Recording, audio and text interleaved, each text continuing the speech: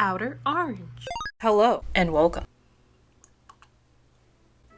Yes. So, hello Vanguard people and welcome to my first ever premium deck profile of no other than Granblue. I've been wanting to do this profile for quite some time, but I've been kind of waiting on this one because I wanted to have a double camera. I wanted to make my deck profiles just a little bit more interesting, a little bit easier for the person to be able to see what the heck I'm doing. So I changed up my setup a little bit. You guys will see here shortly. I want to make it clear this is going to be a really in-depth profile. We are going to be going over combos, cards, everything. As much as I know about Granblue, I will be talking about in this video. And we're going to go ahead and switch on over.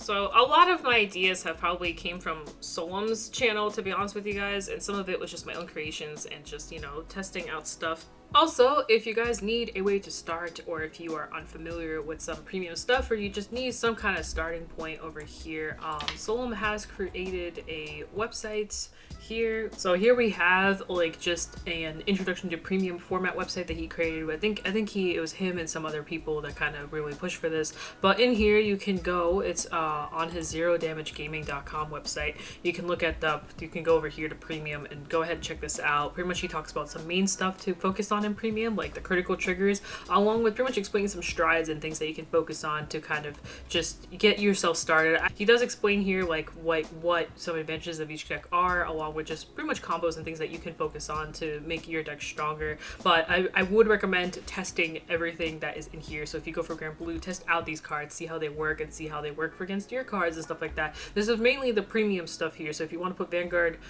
standard in here, it'll be a little different. But I just want to show you guys this website. I think it is really useful. I think it's a really great starting tool to get yourself going into the premium aspect of Vanguard. I've been playing premium for a little bit, so I actually used some of Solemn's older videos to kind of get me started as premium, along with some premium friends around me who got me into the game and all that fun stuff. But anyway, let's get into it. I'm gonna go ahead and switch on over here. Rub-a-dub-a-dub-dub. I changed up the way I'll be showing my deck profiles. You actually can see the cards, you can see my face and all that wonderful stuff. So we're going to start with our grade 3s. So here we are starting out with our Necromancer. You want to make sure you have 4 copies of this boy.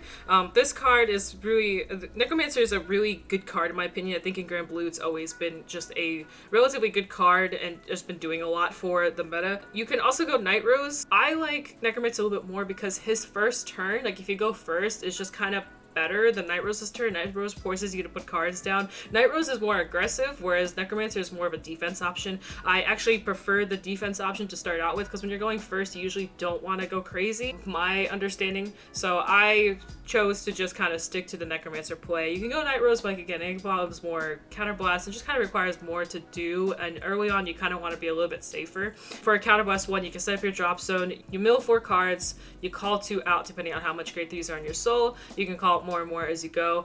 This is more so just for a startup plan, and then you switch over to the more like stronger and just crazier stuff as you go on in. You definitely want to run 4 Skull Dragons. If you're going towards the Meggido route, you want these in your deck as much as possible, as the Meggido is just way too good. Other things to keep in mind, I recently faced like Narukami players that can literally bind your stuff away, so you can have dragons just kind of go bye-bye. So you want to make sure you have 4, so that way even with 2 or 3 of them, you can still kind of end the game if you need to go into the Meggido turn, all that stuff. 4 dragons is really good to just have in general, as there's a lot of multi-attacking that you can do in this deck, and the more times you can multi-attack with Skull Dragon without killing yourself, the higher chance you have of just pretty much succeeding and winning the game. So we run 4. Next, I have some of my more personal changes that I've made. For one, I run Night Rose, and I'll be going into some combo plays as to why I want to run 1 Night Rose. But Night Rose is really good aggro towards late game, kind of get her to become an aggro version later on with the strides that we now have. Use Bad Bounty to get her Bad Bounty to stride. You can use her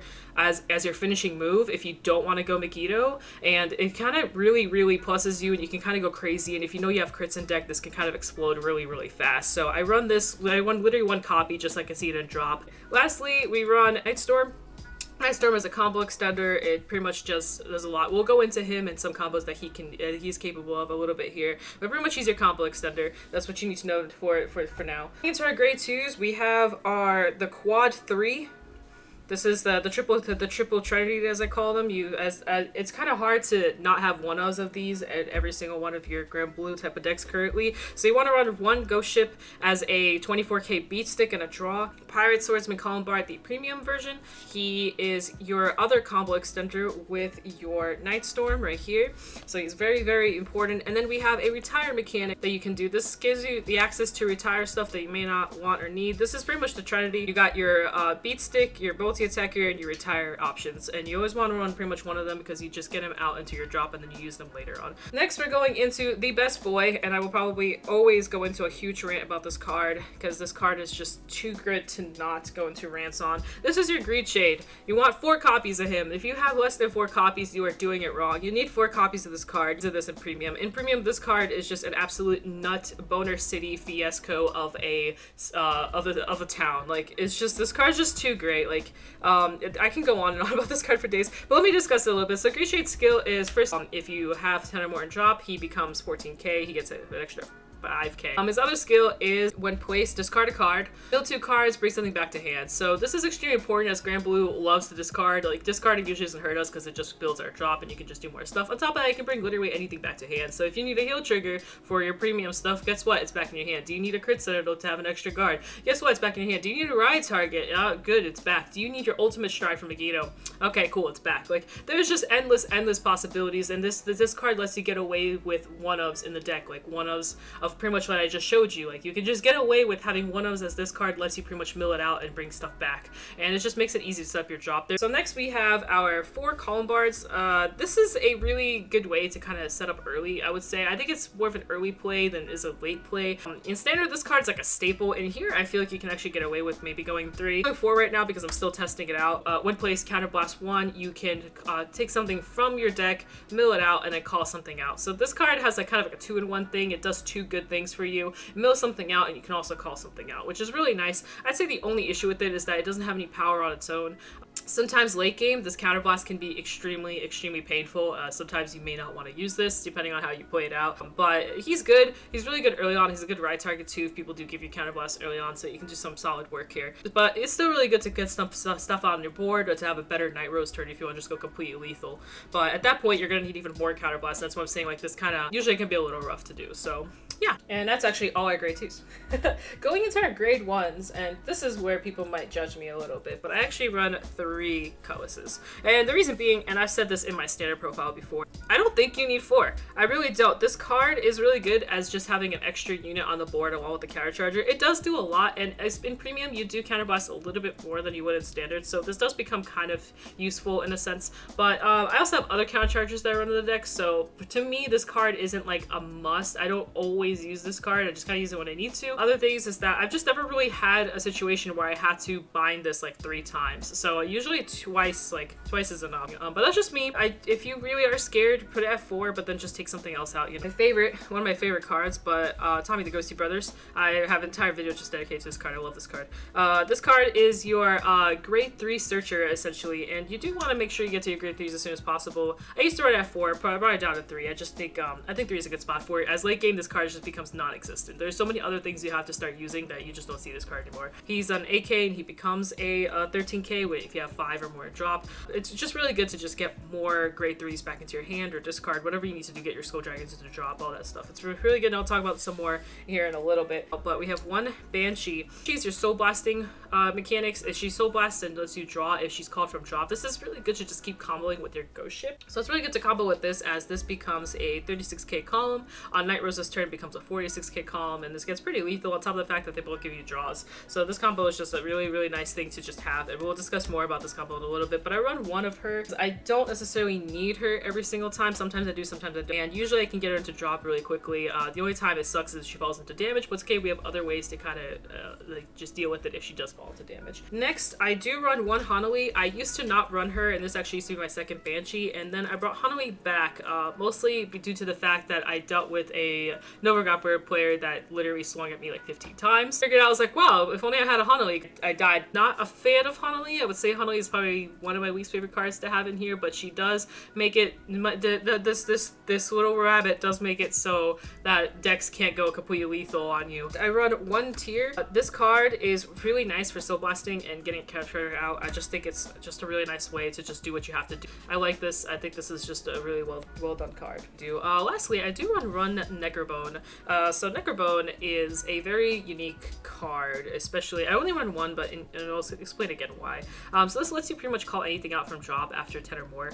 The main reason you want to run this is, one, if you're about to deck out, this is a nice way to just put it to the bottom, call something out. Another thing, it makes your Night Rose Bad Bounty turns way better, because Bad Bounty is strictly like, you do stuff with it, but it doesn't have any ways to call stuff out. So you want to make sure you have ways to call stuff out, and this is definitely one of the beautiful ways that you can do that. If this is in your drop, you can call stuff out and pretty much make a deadly board, and it just kind of adds on to the aggression of Bad Bounty. So I really like this card, and I put it at 1 because you only really use it like once just to get one Skull Dragon out, kind of call it a day and just start going crazy. Plus, you can keep recycling it if you really need to, like even early on, you can recycle it and then mill it back out. So really solid card. Definitely a nice little like miniature push in addition to a deck that just makes it so much better. Now to our grade zeros, we're going to start with our non-triggers first. So we run one Ganache. Ganache is just pretty much a counter charger. So if you place on the board, you counter charge 2. It's just really free. The only downside is you have to place it on the board, and you know that can cause some issues, as you may want something else placed on the board. We only have 5 rearguard circles. It can be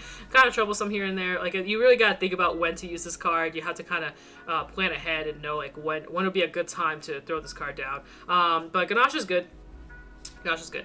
Counter Charger. Can't go wrong. Lastly, I have my Chappie the Ghosty. I absolutely love this card. I will keep loving this card. I will never not love this card. It would be rare. I have to need a very specific reason not to love this card, and I explained for multiple reasons. So Chappie the Ghosty's skill is, when placed on the guard circle, pretty much mill a card. And this is one of the main reasons why I don't think Colombard is that crazy anymore, as like this card is still present in Premium, and you can just keep milling, and there are other G Guardians in the deck that actually let you utilize this skill even more so. You can bring back to hand with Greed Chain and use it all over again. You get it early on. It's just a really nice way to just go crazy and just mill more cards and just deck the net crazy. If you see this card enough, you can actually kind of go like wild with it. If you see it a little bit later, it's a little bit harder, but it's just a really nice way to just mill even more and just create as many crits in your deck as possible. So yeah, so I run one of him. Going into our crits and triggers and all the things, so you definitely want to run 4 of the new, this is Chad the Ghosty. You want to run, this is the new crits that just came out in Premium Collection 2020. You definitely want these, as this literally lets you stride for free. It's just another good backup, like in case you don't have a grade 3 in hand or you can't do stuff, you can use this instead and just get your stride going, because that's literally what this is. It just says, hey, if you're going to discard to stride, just do this instead. You can discard this and keep your grade 3s, you know, maybe for an ultimate stride. There's really no reason to not run these. They're just really good. 4 of the Wild Seas Banshee. This card is also a staple in like most decks and stuff like that. This is pretty much a Generation Break 1. When your Vanguard attacks, you can put this into Soul and get an extra 10k to your Vanguard, and you draw a card. So this is just really nice to get extra hand and all that wonderful stuff. And lastly, for our crit Sentinels, and this is one that you can kind of change around just a little bit if you can. I run 4 of the 30k crit Sentinels, putting us at 12 crit, because you can't play Granblue if you're not playing 12 crit Granblue. I don't know what to tell you. You need to play crit 12 crit if you can. So I run 4 of the 30k Sentinel blocks, as they're just really, really strong. I do recommend maybe taking 1 out and putting in like potentially a like Perfect Guard, a grade 1 Perfect Guard. I am aware that there are some certain decks that can turn off your grade 0 Perfect Guards. I haven't placed them yet. This is just kind of like more of a generic type of thing you want to approach, and then you can start playing around with your triggers as much as you can.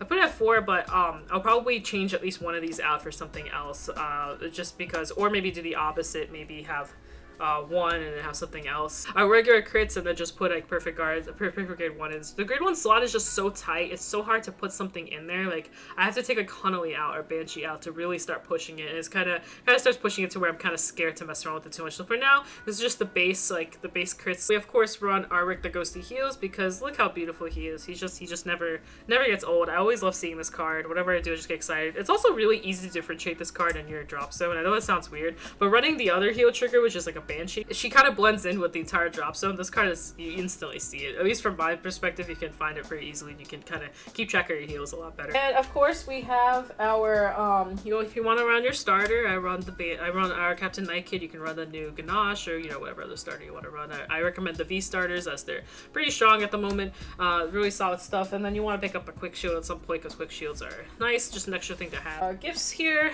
you got the Protect 2 squad, and then you have your Protect 1 squad, whatever it is that you want to do. Normally like you'll go Protect 1 as it's just really easy, but sometimes on a rare occasion you can go Protect 2. I personally, with the deck I run, it's a Necromancer deck, so sometimes stuff will stay on the board. Not too often, but sometimes stuff will kind of lay around, and Protect 2 would just give you extra ways to intercept, especially if you know your matchups.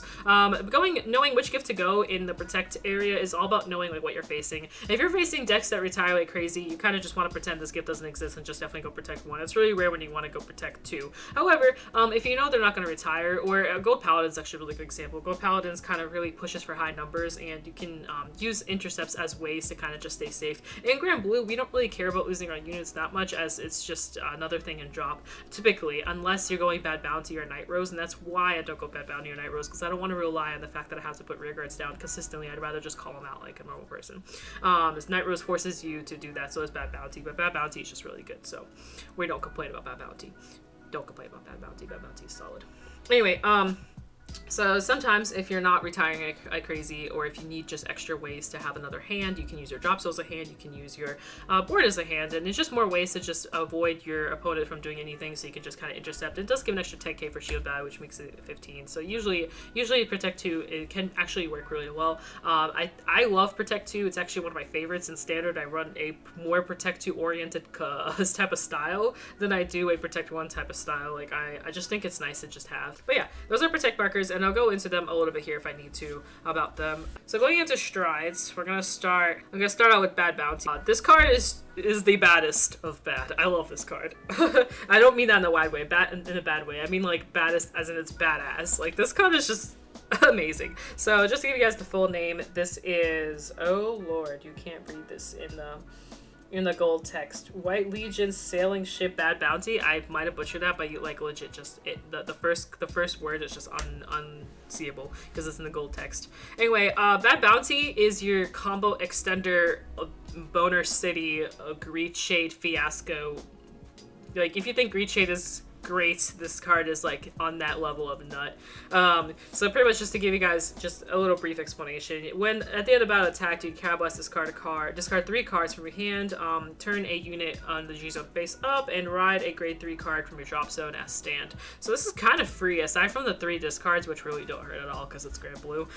You can literally call any grade 3 from your drop zone to the board, and it becomes your new grade 3. And what's really, really nice about this is that it makes any future grade 3 cards potentially even better in this deck. Like, this is so generic that it's perfect. Like, if there's a grade 3 that comes out that's just absolutely busted, this will just make it even more busted, as you can ride into this, swing, make your board really lethal, ride the grade 3, swing, make your board even more lethal. Like, there's just so many attacks. So this is our extender for, let me find her. It's our extender for Night Rose. That's why I run literally 1 copy of this. You mill your Night Rose out, you swing with this, you call your Night Rose, and you pretty much have like your ending turn. Sometimes this is better than going the Meggido turn. Kind of depends. Like, this really enables crits like crazy. So if you want a more crit type of attack, because you're gonna have 3 here. So this will be potentially 3 crits, and then 2 more crits on top of that. Like, how many times can your opponent take damage, or how many perfect arts can they possibly have to pretty much deal with this? On top of the fact that this can give you Skull Dragon attacks, it's just kind of crazy like how this can combo out really nicely. That's why I won one of these, and I prioritized this in the drop zone primarily. But that's our Bad Bounty, and I'll kind of discuss it a little bit further with some more things that you can do with Bad Bounty. That's primarily the thing. The next badass card is definitely Omadiah. So this is our Ghosty Great Empire Omadiah. This card is just, how can you go wrong with this card? Like, sometimes you can literally just stay on this card. Like, you can go it once and then go it twice and still win the game. Its skill is rather simple. Counterblast, you turn a card to your G zone face up, you mill 5 cards, and then you call out 2 for everything in your G zone. So it's pretty free. You can usually call about 2 cards in your first turn, as this literally flips something, so you can instantly just call out 2 cards. And they each get 5k, and this just gets more and more lethal the further on it gets. Like, eventually you can just call out anything you want, and they all get 5k power, and it's just this just super nice. Like, this card's good. I'll do some explanations here about what exactly it's capable of, but pretty much calling out a full board, giving the extra 5k, pretty much enables you multi-attack. On top of the fact that I think the best part about it is that you selectively mill 5 cards. You just take 5 cards and you're like, yeah, they're going into drop. So typically I usually go for my Skull Dragons. If I'm going for a second turn of this, sometimes I'll even go for a Night Rose or whatever. Whatever you need to just set up your board. If you want to go more defensive, you go more defensive. If you want to go more aggressive, you go aggressive. This card lets you choose how you want to approach your stride turn. And that's what's really nice about this, is that you have the option to approach however you want to approach it. Next we have Cyclones. So the Cyclone cards is just really good cards to flip. If you want to flip anything with this Obadiah, usually we'll flip this. Typically just to kind of give extra power to your triggers. Your heal triggers and your crit triggers will just grow in power as these 2 stay flipped. So this will give an extra 10k, making all your back row boosters 15 if you put triggers out. If you call triggers out with this as an end game, and it just kind of adds more pressure and just adds more stuff. Sometimes you don't want to call your grade 1s, or sometimes you don't need to, and sometimes they only become AKs, or they're not strong grade 1s. So using your triggers as your boosters instead is just really nice. I'll discuss more about the Cyclone card here in a little bit. Sea Breeze. I have yet to use Sea Breeze. It's kind of one of those cards where it may take out at this point, but it's just pretty much counterplay if your opponent decides to just be kind of silly and doesn't want to get you to get to your stride. This will let you get to your stride. Anyway, we have Whale. The full name of Whale is a ball in the arena. This is one of those cards where I just have in here because I spent money on it and I just don't know what to do with it. You can change this out for another Obadiah or a bad bounty, or just pretty much anything else that you feel is important. But there may be a time where you actually want to use this, as its abilities: when your opponent's guardian is placed, they have to discard a grade 1 from hand, and that guardian is retired. So what's nice about this is your attacks, no matter what happens, your opponent can't use their guardians. They have to discard a grade. You discard a grade 1 and that thing gets retired, you know. So it just kind of forces your opponent to have to like hard guard everything. So it's really nice. And then you can use Necrobone with this to kind of get a Skull Dragon out and all that stuff. I think the only issue with this card is it does nothing else but forces your opponent to not be able to use guardians. So this is more of a thing you want to focus on. If you know your opponent has a lot of perfect guards in their hand, this is like something you want to go into to kind of finish the game off. Dragons. So this is a retire card. It pretty much forces your opponent to just have to retire their board. It is a Generation Break 2, so you can't always get to this, but it says choose a card from your hand, discard it, choose up to the same number of cards from your drop zones, a number of your rear guards, call them to separate rear guard circles for each unit with the hollow ability that was called. Your opponent chooses one of his or her rear guards and retires them. If your opponent has no rear guards, you draw a card. So what's really nice about this is you can kind of board wipe if you have enough hollow units to do so. This is a utility option pretty much. If you need to retire, you can go into this and force your opponent to retire. It's only like a maybe situation. That's why we're running a one-off. This is a very big maybe. It's also another card you can flip if you really know you're never going to use it. But we run one of those. We run one of Shipboy, the Immortal. This is Unfading Ship Immortal Galleon. This card's good. It's a Generation Break 8. I haven't gone to Generation Break 8 yet that lets this become useful. However, if you want to slow down a turn, if you don't want to mill, like say you know your opponent's going to be really slower or something, and you're just scared of like milling or decking out, this is a good thing to go into, as it's pretty free, as there are better finishers. This isn't really a finisher, it's more of a stall. At least for me, I use this as a stall, because Generation Break 8 is kind of rough to get to, like the game, and at that point you're probably going to be decking out, so I use it for the stall. Lastly, of course, we have Meggido himself. Meggido is just, you know, it's your combo extender, makes your Skull Dragons completely lethal. It's usually your end turn. Like, if you don't kill your opponent by this point, I mean, they either have every PG in hand or something, you know, or they healed out through everything. But this pretty much makes all your Skull Dragons be able to attack, and you can have like multiple attacks, and then you can use Nightstorm to bring out even more Skull Dragons and make it just a finishing blow. It's just your finishing card. It's OP. Make sure you have 2 counterblasts. It's important. We'll talk about this card in a little bit. I'm going on to RG Guardians. I'm going to talk about the best card, my favorite card so far, Nora. Neganora. So Neganora is just a really, really fun card. It lets you pick 2 cards from your drop zone. They have to be 2 different grades and call them out. This is when I start releasing the Chappie the Ghosty pretty much every single time. I'm like, oh, did you say I have to guard Chappie the Ghosty? Mill out another unit. I have more chances of hitting defenses. It's just nice. It lets you Soul Blast. It lets you get rid of stuff in your soul. It lets you call out Chappie the Ghosty. It's really easy to guard with this too. Like in case you don't want to call Chappie, you can always call the 3K Sentinel. On top of the fact that this lets you avoid perfect guard restraints or whatever, you know, weird stuff that can happen, this card lets you just go around that. Nigger mode just pretty much stacks like crazy. For every 5 in your drop, the shield value of this goes up 5. So if you have 20 in your drop, now you have an extra 20k shield and so on and so forth. So it just stacks on shields. So late game, this just becomes really high. If you need to hard guard something, this is a nice way to hard guard. Going into the next one, we got Rectum. Recto is just another G Guardian that lets you just discard a draw. You don't always use this. Sometimes this is your flipping card for Neganora. Sometimes this is just what you'll flip, to be honest. Or sometimes you'll actually just use it because it's just nice. It's just a nice G Guardian to have. Pretty much the cost is you discard, draw a card, and this becomes a 20k value. It's just a nice, another way to just get more stuff going into your drop zone in case you want to get rid of more Skull Dragons or whatever else you need, ghost ships. Lastly, I run one of our Deep Corpse Dragon. This is kind of important, kind of not. This is just really good, a really nice way to mill stuff out. Say if you're going second and you don't use your Necromancer skill, there isn't too much that mills in this deck. Primarily Obadiah does your main milling, but there are times where you kind of want the extra mill to just kind of really start building your drop, or just extra ways to get your Skull Dragons to be more lethal, and this card pretty much does that. It's a 2 mil and it becomes a heal trigger, so it's not bad.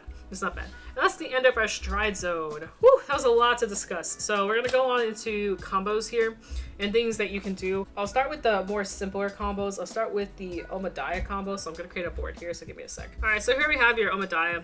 We have like, I'm getting my entire, you have your deck here. Well, it'll be on this side. You have your deck here. You just use Obadiah's skill and you're trying to think of what potential things you want to mill out. So in your Obadiah, your choices of milling. So if you want to go aggro, if you're going for a more aggro play, your aggro play will be your Skull Dragons, obviously, Nightstorm, Colombard, Ghost Ship, Banshee. And yeah, that's pretty much it. So if you want to go for like an aggressive play, like you're really just trying to like just push your opponent as much as possible, your Nightstorm combo extends. So you'll have something like this on the board. This will also combo extend, so you have something like this on the board. And pretty much here, what you do is you want to have like a booster in the back. So say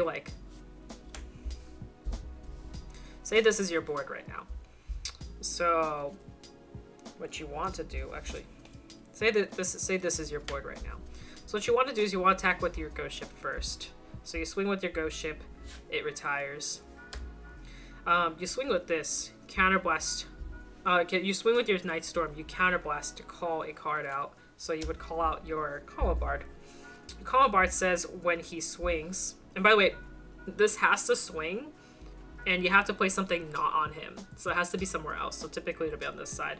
Then you swing with this. If this is boosted, you can counterblast to call another card out. So you go ahead and call this out, and or this, depending on your situation if you want to draw. And now you can have yet another attack going. On top of that fact that you still have an even smaller with your Obadiah, so you can swing with your Obadiah at some point to make this even just more annoying. But yeah, that's one way you can combo it out. If you want to go towards a more defensive option, just if you want to stay more safe, then your focus might be something like this.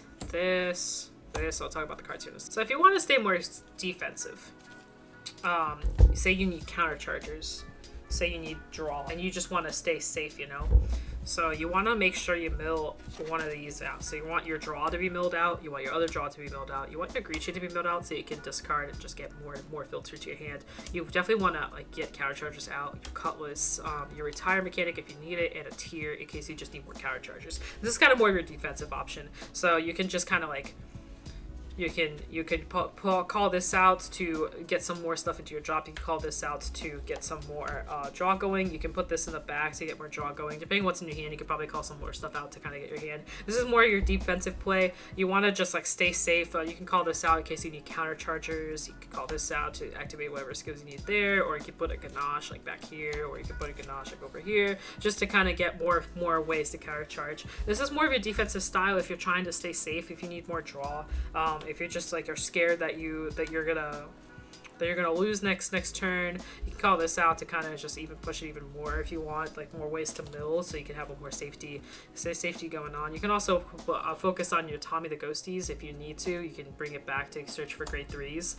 This is kind of like the stuff that you would think about if you're not trying to go for lethal Skull Dragon plays, or if you're just trying to kind of stay safe. You can also go halfway kind of into the multi-attack strat. For instance, you can put this down, swing here, call over this, swing here, you know, just to give you like a little bit of a multi-attacking going, but not like the full lethal multi-attack swing. So this just kind of adds on to it. Also, another defensive strat that I completely forgot about is Hanoi. So in case you know your opponent's gonna go crazy next turn, you can put Hanoi down, like put her right here or something, and now she's there, and you can kind of stay safe. But these are your options, things that you can do on your Omadiah turn to kind of really think about, like, but it's all about the game state. If you know your game state pretty well, then you'll know exactly like what to go. You as a Granblue player should always know like what to do, and necessarily like if you know your opponent's gonna go like crazy ballistic on you, you may want to pick up some of your crit sentinels, like so you can use Greed Shade to pick up some crit sentinels. You can use Greed Shade to pick up some crit sentinels that you may need in case you need to stay safe. If you know that they are going to use your sentinels, you can pick up some heals instead. You can go double Greed Shade too if you want to just kind of even add more heal triggers to your hand, so you know that you can prepare for next turn. There's just ways to kind of stay safe if you need to stay safe, but that's how you can utilize your Omadiah turn to stay safe and stuff like that. Next, I want to go into Bad Bounty and the things that you can do with him. You ride Bad Bounty. So this is your stride. Your Bad Bounty is here.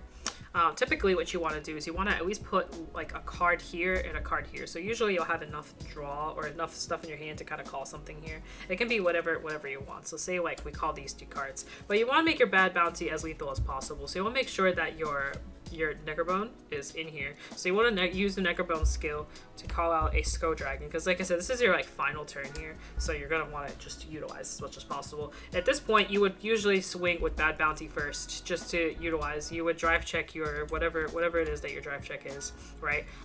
Your Bad Bounty goes away. Your drive check pretty much goes into drop. Now, oh yeah, whoops.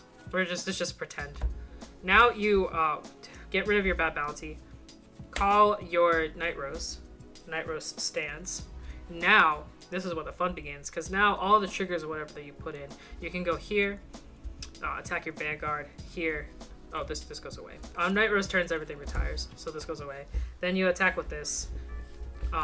This other column goes away. Then you attack with Night Rose to then call back out your Skull Dragon.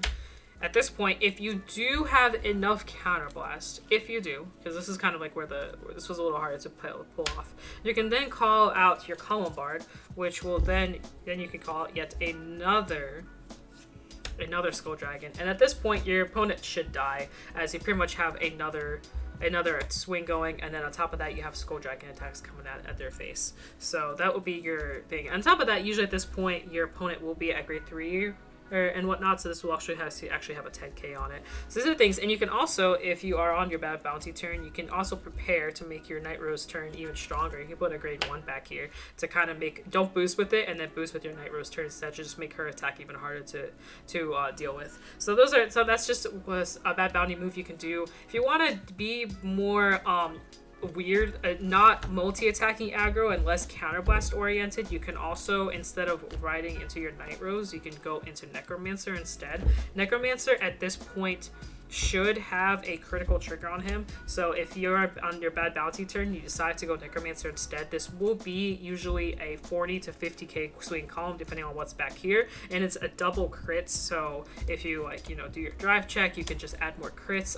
You will have your Skull Dragon here just to kind of add on. The only thing that sucks about this one is that you'll just have less aggro, but you can push your Vanguard to be a more lethal attack. Like they're gonna have to perfect guard this or something. They need to do something to make this attack not go through through, because chances are this will probably kill them, because even 3 to pass or even 2 to pass is kind of dangerous stuff, because at this point your deck will be low, you'll have all crit triggers, and you'll be pretty much critting, so they're gonna have to make sure that doesn't go through, which means they won't be able to focus on your other columns as much. This just adds more pressure.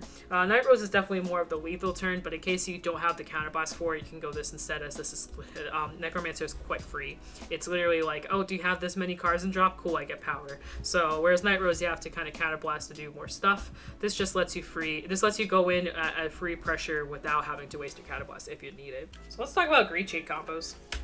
Your Greed Shade combo is pretty much just more things that you can do. You might even want to be able to get this out if you want to just call it to rear guard. You have other ways. This is your tier here. But these are pretty much primarily the things that you usually want to Greed Shade for. If you're going to Greed Shade, you want to Greed Shade for these. You want your tier for countercharging as it's placed on rear guard. Tommy for grade 3 searching. You want any grade 3 that's currently your Vanguard to ultimate stride next turn. 30k block, because 30k block heal trigger to activate your G Guardians. Those are like mainly the things you would Greed Shade for. Sometimes on a rare occasion you may want to Greed Shade for a Huntley or something, if you just need that extra way to just annoy your opponent. So let's talk about Chappie. It is your opponent's turn, and then like Oonga Boonga, I swing. You're like, oh cool, Chappie. Chappie lets you go through your deck, mill something out. Cool. Another thing you can do is your opponent's like, oh, swing, and your Chappie's in your drop zone. So you can Neganora it out. So you can Neganora to pick up 2 different grades. Say you pick up Chappie and a grade 1. Cool. 20k shield.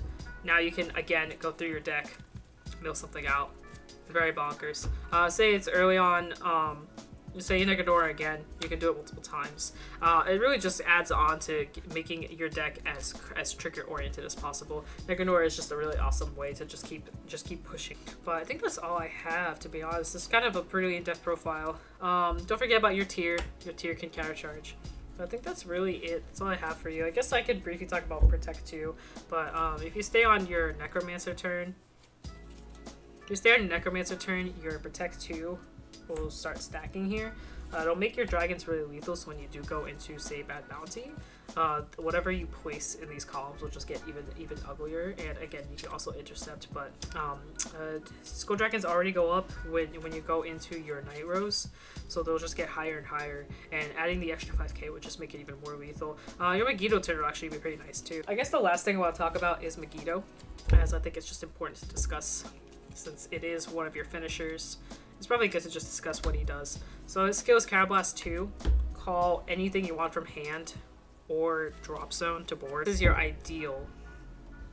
ideal Skull Dragon turn you want to have. So they all get 5k on top of that. So you pretty much swing, change positions, swing, change positions, swing, change positions, swing, change positions. So we can change with this thing, doesn't really matter. Swing with this, and all these retire. Sorry, I meant to mention that these all retire. All these retire. You swing with your Nightstorm if you have an extra CP to call another Skull Dragon, and then you usually will want to attack with your Meggido, whatever the units are, and then you put the rest here. At this point, your opponent should be dead, and if they're not, then holy crap. Whatever is left out of your deck, whatever it is, will typically be something like this, where every single drive check is like crit trigger, crit trigger, crit trigger, trigger, you know what I mean? So whatever the Skull Dragon will be, it'd be really hard for your opponent to deal with. So yeah, that is the Meggido turn. So that's pretty much all I think I have for you guys. Alright guys, so that's pretty much the end of my deck profile. There is one thing I want to note, as I'm sure someone will notice. I don't have Tempest Sphere. I know. I actually have Tempest Sphere right here. Primarily because I haven't had the chance to really test with Tempest Sphere yet. I know that what he does is actually... I know that Tempest Sphere is actually a pretty solid card.